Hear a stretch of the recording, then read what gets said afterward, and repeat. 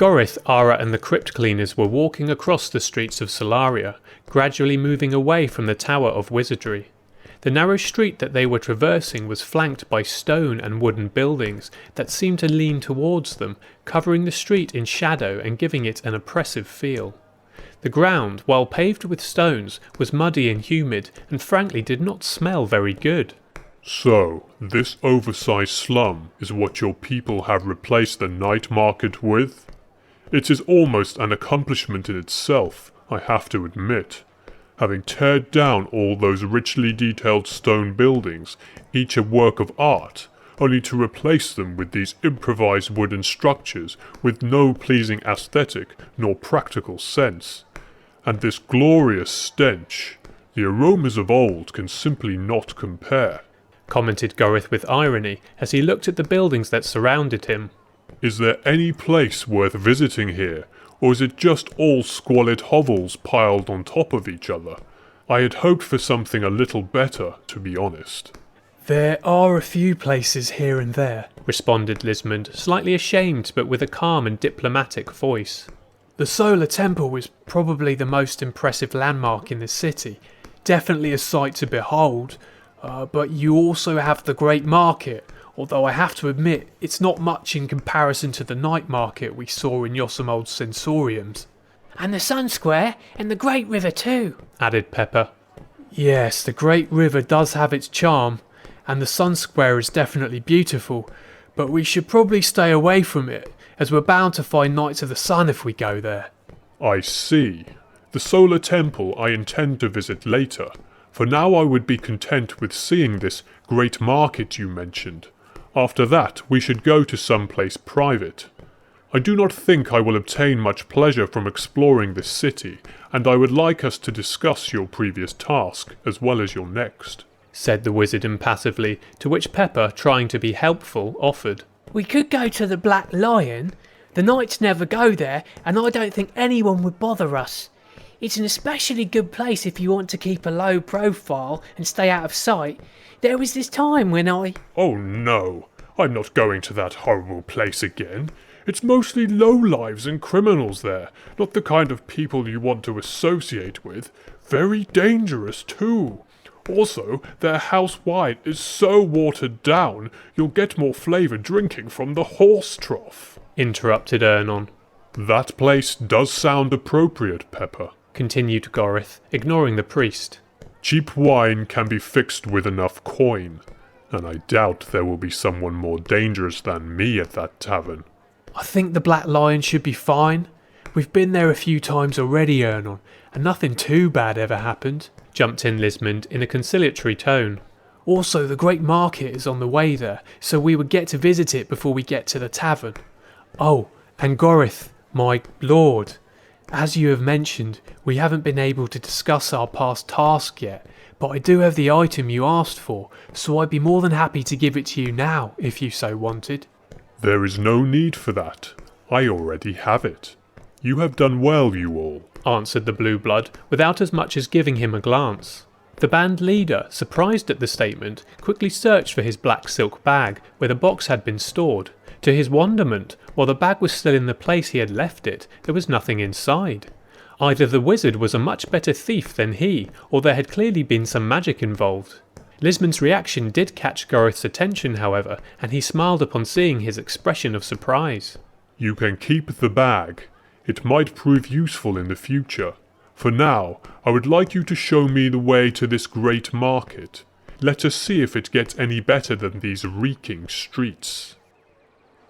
The Great Market, while not really living up to its name when compared to the incredible night market the Crypt cleaners had seen on the previous day, was still in all likelihood, at least in this day and age, the largest bazaar in existence. People from all over Solaria and the 4 surrounding kingdoms came here to sell their wares. You could find anything here, from fish to books, from Oestran swamp mead to old relics from the Dawn Islands. It was a common saying that if you couldn't find it in the Great Market, it probably didn't exist. The market was composed of 2 large plazas known as the North and South Squares, and the large wide avenue that connected them. As wide as the avenue was, however, it was crowded to its limit. Shops, markets, stalls and even tents were in constant battle for every inch of space there was available. Vendors screamed their low prices and waved their goods in an attempt to catch potential buyers from amongst the never-ending stream of people that flowed through the market. Oh, what a beautiful lady! There's something very special about you, exclaimed a short fat woman to Ara when she walked past her stall. Those wonderful eyes, so big and deep. You are so unique, one of a kind. I can see it, yes. Ara, a bit surprised, stopped to look at the praising woman. After seeing her acknowledgement, the woman was quick to take Ara's left hand between hers. Such pale and delicate skin, like a princess. Oh, the blood of the old masters runs through your veins. I can sense it. What an honour, spoke the woman excitedly as she caressed her hand. Oh, no. Go away, gypsy. We don't have time for your tittle-tattle and nonsense. Shush! Banged in Ernon, trying to separate them. Do not interrupt her, priest. I want to hear what she has to say, spoke Ara, showing some annoyance. She's just trying to sell you some worthless garbage, or worse.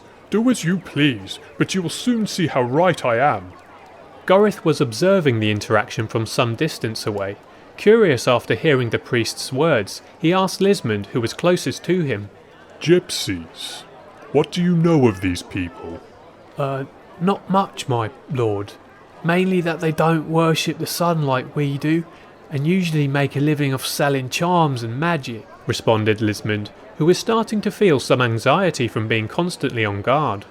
Not wanting to be surprised by a Knight of the Sun, the man had been on high alert from the moment they had entered the market.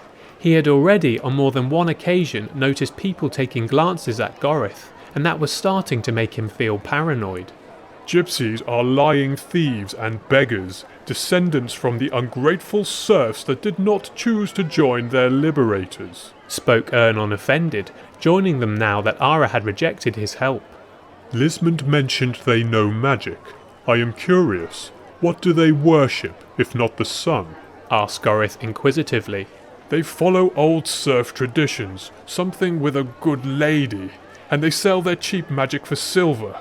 The magic has some similarities with moon magic, if you ask me. Those gypsies are clearly heretics, explained the priest, still aggrieved from his previous interaction. The good lady. It is nice to see that tradition still lives on. Their magic is probably composed of the 12 gifts then, or at least some of them. Lismond, alert as he was not paying much attention to the conversation. He mostly just kept scanning their surroundings, looking for that Knight of the Sun he was imagining could appear at any moment.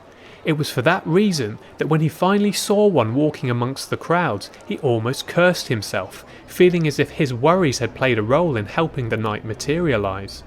I have to correct you, however, priest. You could not be farther from the truth. If the magic they practice is what I think it is, then it is very old, the original magic of your kind, in fact. Lismond saw with horror that the knight was actually having a conversation with a stallholder who was, to his dismay, pointing in Goryth's direction. I suppose you do not have much knowledge of your past. That is understandable. All I can tell you is that, according to legend, the good lady was an entity of some sort that used to protect your kind and care for you. I do not believe a word you say, and even if she exists, she certainly has not done a very good job, has she? Given how we have spent most of our known history as your tortured slaves, it is only the sun that saved us from your yoke. That is all I need to know. If the legends are true, and I believe they are, you all lived under her protection for a very long time, before you became our slaves.